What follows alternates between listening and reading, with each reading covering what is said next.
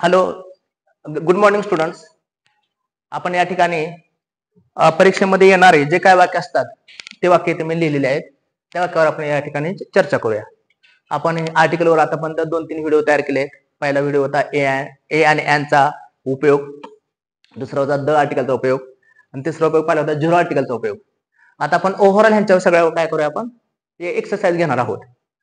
आता हे वाक्य मी तुमच्या समोर अगोदर लिहून ठेवलेले आहेत की जेणेकरून आपला वेळ वाचावा. आता पहिल्या वाक्यामध्ये मला सांगा, असा क्वेश्चन असतो आर्टिकलवर, fill in the blanks with an appropriate articles किंवा अन अप्रोप्रिएट आर्टिकल. आता अन वापर केल्यानंतर आपण आर्टिकल एक शब्द घ्यायला पाहिजे. अन अप्रोप्रिएट म्हटले आर्टिकल ए अँड द किंवा याचा अर्थ आहे झिरो आर्टिकल. काय वाक्यामध्ये आर्टिकलच येत नाही असं पण काय सेंटेन्स असतात, त्याला आपण झिरो आर्टिकल असं म्हणतो. याचा अर्थ आहे नो आर्टिकल किंवा झिरो आर्टिकल. पुराचा अर्थ फुलीचा अर्थ असतो नो आर्टिकल. आता पहिल्या वाक्यामध्ये तुम्ही मला सांगू शकताय, पहिल्या वाक्यात काय आर्टिकल येईल? Himalaya is origin of Ganga, sorry Himalaya is origin of Ganges. म्हणजे हिमालय काय आहे का पर्वताचं नाव आहे. पर्वताचं नावापूर्वी आपण काय वापरतो? द वापरतो. त्यानंतर आपल्याला माहित आहे की पर्वताचं नावापूर्वी द वापरतो. त्यानंतर ओरिजिन हे फिक्स असते. ओरिजिनच्या अगोदर आपण अँड नाही वापरत. ओरिजिन फिक्स असते. तुम्हाला पर्याय पण असतात कंसामध्ये. मग पहिला पर्याय असतो ए ए ए, दुसरा पर्याय असतो ए अँड द, तिसरा पर्याय असतो द द द, आणि चौथा पर्याय असतो द ए आणि फुले. इथं काय येणार बघा, हिमालय काय का पर्वतच नाव, त्यामुळे काय येणार आहे द हिमालय किंवा द हिमालयच. The Himalaya is origin, origin सुद्धा फिक्स असते म्हणून the Himalaya is the origin of Ganga river, that is the Ganges. इंग्लिशमध्ये गंगा रिव्हरला गँगेज पण म्हणतात. या ठिकाणी असं उत्तर कोणाचं आलं पहा, तिने पण वाक्यामध्ये द आलं. The Himalaya is the origin of the Ganges. Second पाहूया, there was hawker at gate of college. आता हॉकर बद्दल आपल्याला फिक्स माहिती आहे का? हो नाही. मग या ठिकाणी काय आहे, there was a hawker, there was a hawker. आणि कुठं फिक्स आले? At gate of college, at the gate of college. जर फिक्स असेल जसं there is a book on the table, तसं there was a hawker, hawker म्हणजे फेरीवाला, at the gate of the college. या ठिकाणी द येईल. या ठिकाणी दचा वापर केला आपण.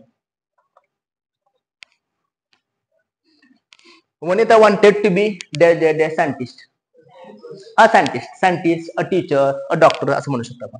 Vanita wanted to be a scientist, वनिताला सायंटिस्ट बनायचं होतं. Mohan wishes to be artist. आता इथं सायंटिस्ट शब्दाचा शब्द तुम्हाला माहिती आहे, नाम आहे, त्याची सुरुवात व्यंजनाने झाली, उच्चार पण व्यंजनासारखा आहे, सायंटिस्ट असं होते. पण इथं आर्टिस्ट अ काय आहे, सोर आहे, म्हणून या ठिकाणी काय येणार आहे, अँड येणार आहे. Statue of Queen Victoria in Kolhapur near town hall was defaced with टार. कोणाचा स्टॅच्यू? क्वीन व्हिक्टोरियाचा, म्हणून the statue, the statue of Queen Victoria. The statue of Queen Victoria in Kolhapur, Kolhapur near a town hall. कुठे? तर town hall शेजारी, near a town hall.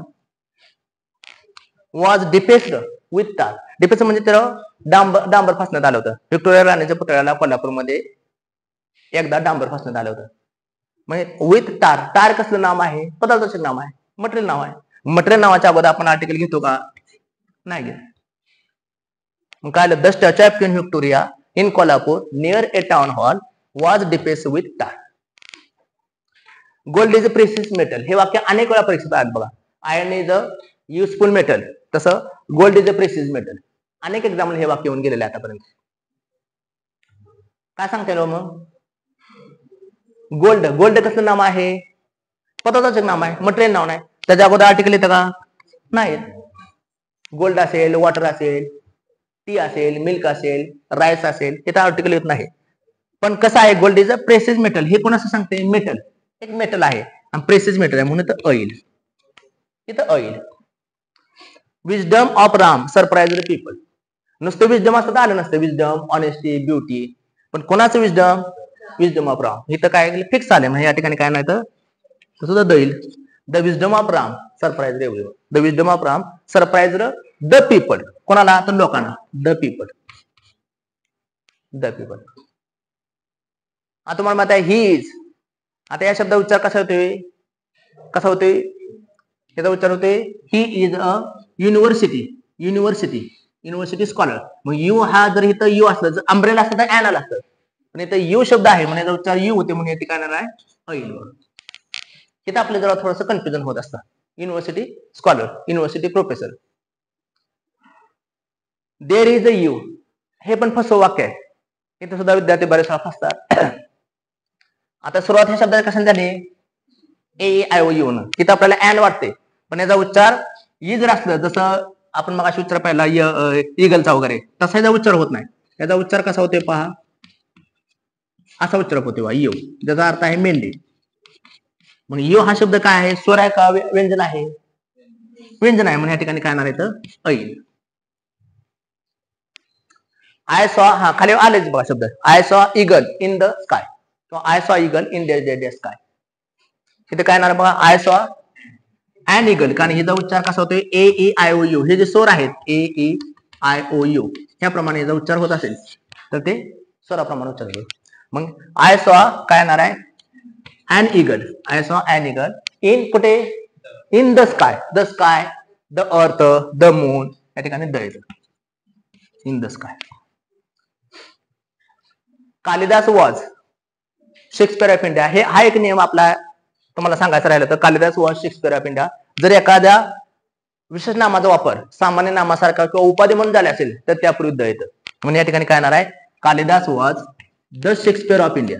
जसं Nehru was the Lincoln of India, और Mumbai is the Manchester of India, और Akshay Kumar is the Jackie Chan of Bollywood, और Tiger Shroff is the Bruce Lee of Hindi films, so and so.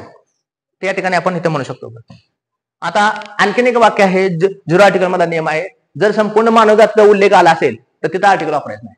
Man is मॉर्टलचा अर्थ संपूर्ण मानवजात, including man, woman, girl, daughter, son, son in law, daughter in law, हे सगळे मिळून आले. मॅन म्हणजे तर हे पण आले, गर्ल पण आले, वुमन पण आले. मॅन इज मॉर्टल म्हणजे संपूर्ण मनुष्य जात कशी आहे, मरते आहे. जातसे ध्रुव मृत्यू असं म्हटलं तर बघा, जन्माला आलं आहे त्याला एक दिवस मरण असतं. म्हणून या ठिकाणी असं वाक्य असेल तर तिथं आर्टिकल येत नाही. असे एक वाक्य असतं बघा बऱ्याच वेळा परीक्षेमध्ये